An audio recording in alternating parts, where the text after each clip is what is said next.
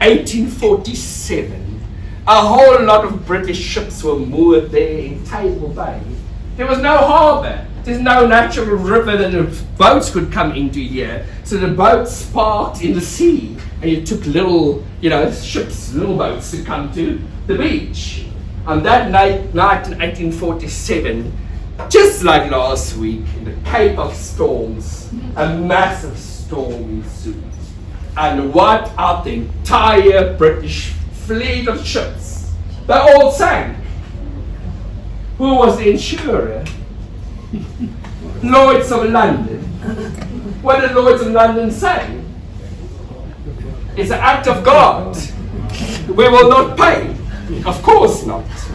And that became a conundrum for Britain because they took over the Cape originally to outcompete France. It cost them more than it was worth, and now they even lose their ships and they can't use the Cape. So in 1860, Queen Victoria sent her second son, Alfred, to the Cape with the task to excavate a harbour and make a safe space for the ships to park. It was then that the first docks were built, what today we call the Victorian Alfred waterfront. Not Albert. Albert was Queen Victoria's husband. The second son was Alfred. So what you know is the waterfront was actually built then. What did Britain do with the head of a diamonds outside their colony?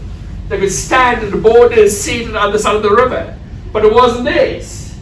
What was their reaction? They actually met here in the Parliament building already existed. And they drew a line on the map. They extended the border by 70 kilometers. And they included diamond fields in the Cape British colonies. 1877, 10 years later, somebody stumbles upon gold in what today is called Pilgrim's Rest in Barberton and Mpumalanga. But then that is the Boer Republic of Transvaal. What did Britain do when they heard about gold? They just said, we'll take it all. And they annexed the Transvaal and turned the Boer Republic into a British colony. What did the Boers do? They said, good riddance, we just moved out of your colony and here you are again.